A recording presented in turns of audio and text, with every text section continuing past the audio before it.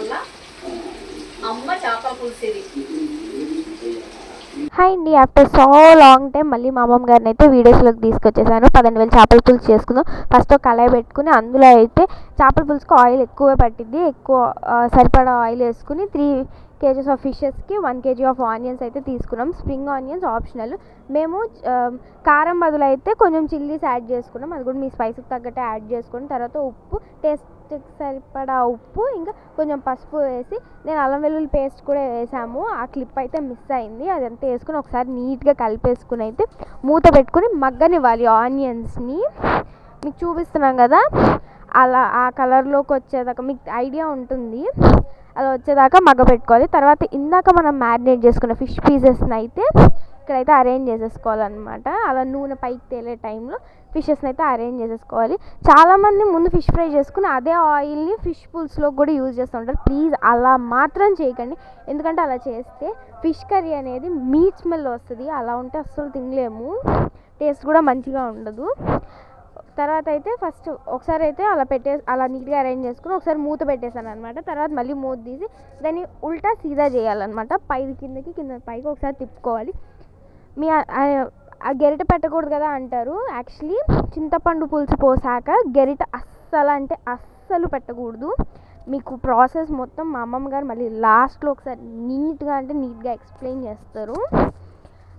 చింతపండు పులుసు అయితే చిక్కని నీళ్ళగా కాదు, ముందే చింతపండు పులుసు నానబెట్టుకోండి. చిక్కటి చింతపండు పులుసు పోస్తేనే మంచి గ్రేవీ వస్తుంది, మంచిగా టేస్ట్ కూడా ఉంటుంది. చిక్కగా ఉండాలన్నమాట చింతపండు పులుసు.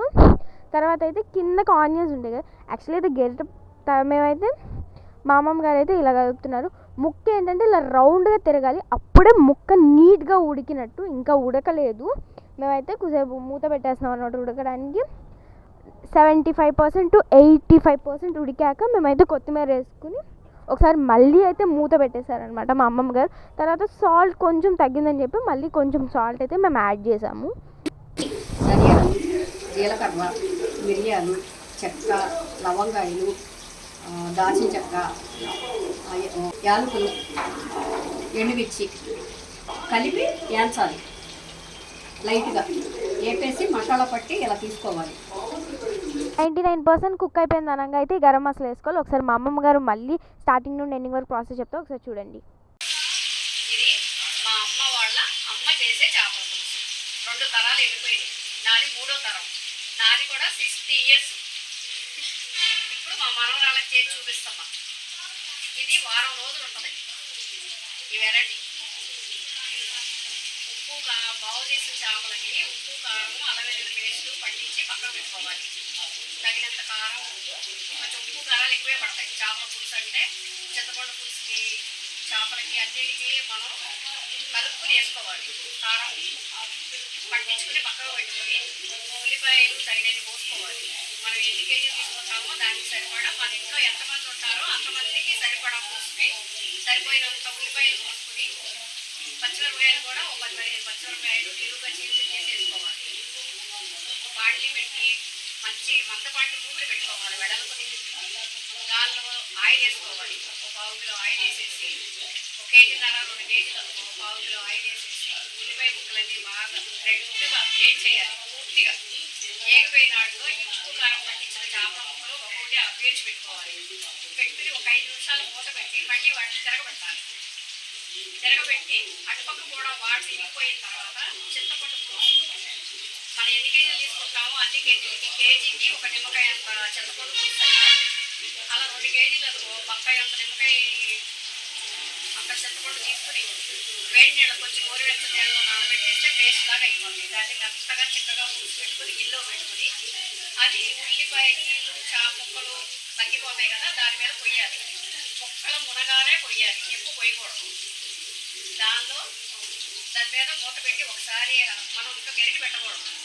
దాన్ని అలా రౌండ్గా తిప్పి పొయ్యి మీద పెట్టాలి. పెట్టి అది బాగా ఉడుకుతూ ఉండగా, కొంచెం హైలోనే పెట్టుకోవాలి. బాగా ఉడుకుతూ ఉండగా ఒక 5-10 నిమిషాలు ఉడికిన తర్వాత సిమ్లో పెట్టేయాలి. పూర్తిగా పెట్టేసి మధ్య మధ్యలో గిన్నె పట్టుకుని అలా కలుపుతూ ఉండాలి. కలిపిన తర్వాత ముక్కలన్నీ రౌండ్గా తిరుగుతాయి. అలా ఒకటి తిరగడం వల్ల పడి రౌండ్గా తిరుగుతాయి. వాటిని దగ్గరికి వచ్చేసిన తర్వాత కొత్తిమీర చల్లేసుకుని గరం మసాలా మనం అంతా చేసుకున్నాం కదా, మిరియాలు, లవంగాయలు, జీలకర్ర ఇవన్నీ పట్టుకున్న మసాలా గరం మసాలా వేసేసి చల్లేసి దించి పక్కన పెట్టుకోవాలి. మనం దగ్గరికి వచ్చిన తర్వాత ఆయిల్ పైకి వచ్చేస్తుంది. పైకి వచ్చినప్పుడు ఎప్పుడైనా సరే నీళ్లుగా ఉంటే చేపల పులుసు టేస్ట్ ఉండదు, అప్పటికప్పుడు తినడానికే పనికి వస్తుందని. ఇలా చక్కగా దగ్గరికి అయిపోయిన తర్వాత మనం మసాలా వేసుకుని దించిన చేపల పులుసు ఎక్సలెంట్గా ఉంటుంది. వారం రోజులు ఉంటుంది, గుమగుమలాడిపోతుంది. అది ఒక్కసారి తింటే మళ్ళీ మళ్ళీ తింటారు. ఒక ముక్క వేసుకుంటే ఇంకో 2 ముక్కలు వేసుకుని తింటారు. కేజీ అన్నం ఉడికితే 2 కేజీలు వండుకోవాలి చేపల పులుసు చేసినప్పుడు. అంత హెవీగా తింటారు. ఈ చేపల పులుసు అంత టేస్ట్గా ఉంటుంది. ఇలా చేసినట్టు ఎవరో చెయ్యి, కానీ పచ్చి ముక్కలకి పులుసులో వేస్తే నీసు పంపుకూడదు, వాసన వచ్చేస్తుంది. మనం కలుపుకుని తినేటప్పుడు స్మెల్ వస్తుంది చేతులు. కానీ ఇలా ఏగిపోయిన ఉల్లిపాయల్లో ఈ చేప ముక్కలు వేసి అటు ఇటు తిప్పి ఆ నీసు వాటర్ అంతా పోయిన తర్వాత మనం చింతపండు పులుసేసుకుంటే అసలు కూర వాసనే ఉండదు. ఎలా తిందో అన్న వాళ్ళు కూడా మళ్ళీ మళ్ళీ పెట్టించుకు తింటారు. ఈ చేపల పులుసు ఎంతమందికి చేసి ఇచ్చానో, ఎంతమంది మళ్ళీ మళ్ళీ కావాలని అడిగి చేయించుకెళ్తున్నారు.